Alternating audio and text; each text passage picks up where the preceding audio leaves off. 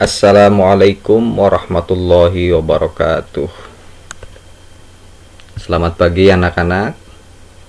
Jumpa lagi dengan mata pelajaran Al-Quran Hadis kelas 8. Pada pertemuan kali ini kita akan membahas tentang Al-Quran.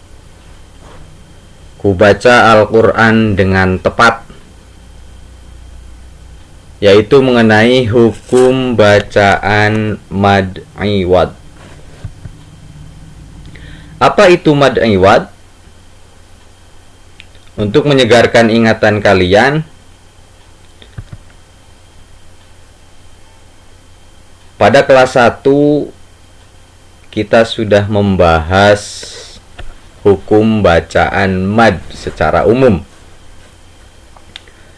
Mad secara umum dibagi dua, yaitu mad asli dengan mad far'i.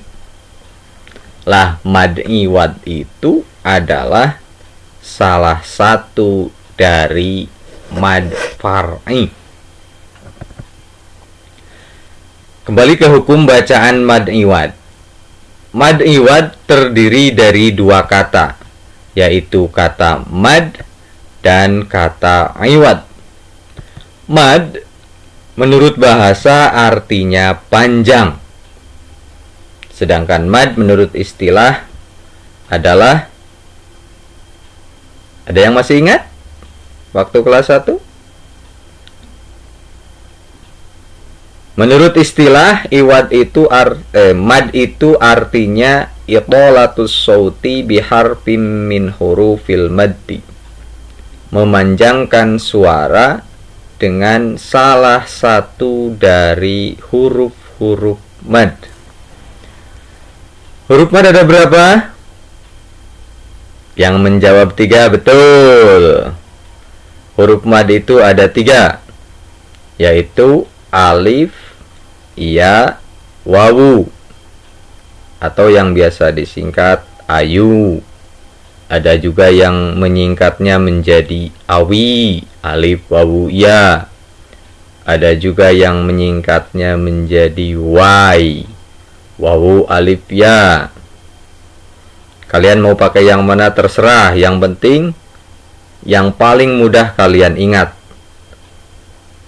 3 huruf mad itu, alif, ya, dan wawu. Lalu kata kedua adalah iwad, yang berarti pengganti. Pengganti otomatis harus muncul pertanyaan. Pengganti berarti ada yang mengganti dan ada yang digantikan.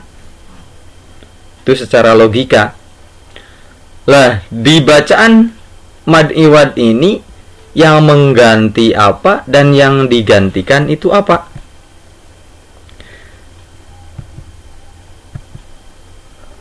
Yang mengganti dalam mad iwad itu adalah fathatain, sedangkan yang diganti adalah fathatain atau fathah tanwin.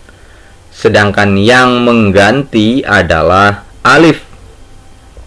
Makanya mad iwad itu adalah mad yang terjadi apabila ada fathatain atau fathah tanwin yang dibaca waqaf.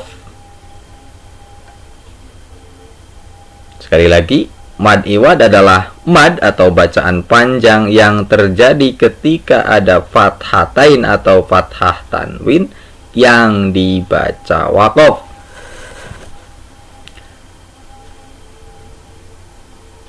Kalaupun berada pada akhir kalimat, tetapi ketika tidak diwaqafkan, maka bukan bacaan mad iwad.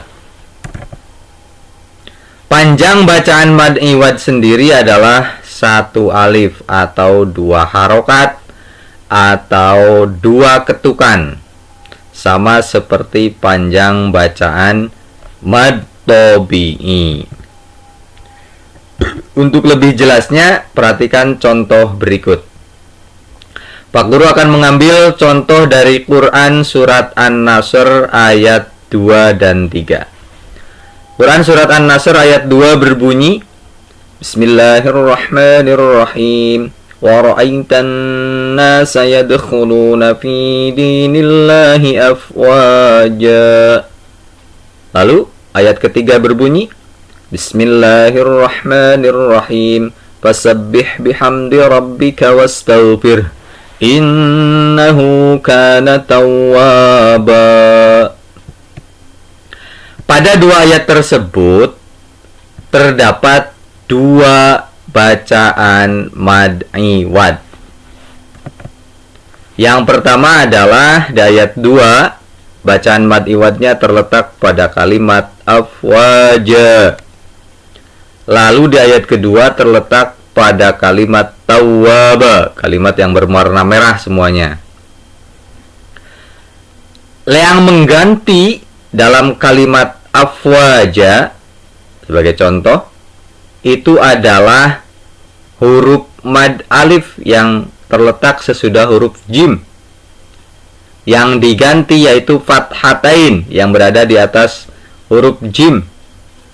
Panjang dari bacaan tersebut adalah satu alif atau dua harokat. Jadi tidak boleh dibaca terlalu panjang. Misalkan wa ra'aitan nasa yadkhuluna fi dinillahi afwaja. Tidak boleh. Walaupun suaranya bagus banget. Tidak boleh. Hanya satu alif atau dua harokat atau dua ketukan. Contoh yang lain di dalam Al-Quran sangat banyak. Misalkan di surat Al-Adiyat ayat pertama, ayat kedua, ayat ketiga. Surat Al-Adiyat ayat pertama berbunyi, Bismillahirrahmanirrahim. Wal-adiyati dhabha falmuriyati qadha falmughirati subha. Itu 3 ayat langsung. Ayat pertama terletak pada kalimat dhabha. Ayat kedua terletak pada kalimat qadha. Ayat ketiga terletak pada kalimat subha. Masing-masing terjadi jika membacanya itu diwaqafkan. Kalau tidak diwaqafkan, maka tidak terjadi bacaan mad iwad. Misalkan Pak Guru membacanya Bismillahirrahmanirrahim. Wal-adiyati dhabhan falmuriyati qadhan falmughirati subha. Kalau Pak Guru membacanya seperti itu, maka mad iwadnya jadi cuma satu di ayat terakhir, di ayat ketiga. Jadi syarat utamanya adalah fathatain yang dibaca waqaf. Demikian penjelasan mengenai mad iwad. Untuk lebih mendalami, marilah kita baca bersama-sama Quran surat An-Nasr sesuai dengan apa yang sudah kita pelajari. Pak Guru tuntun ya. Bismillahirrahmanirrahim.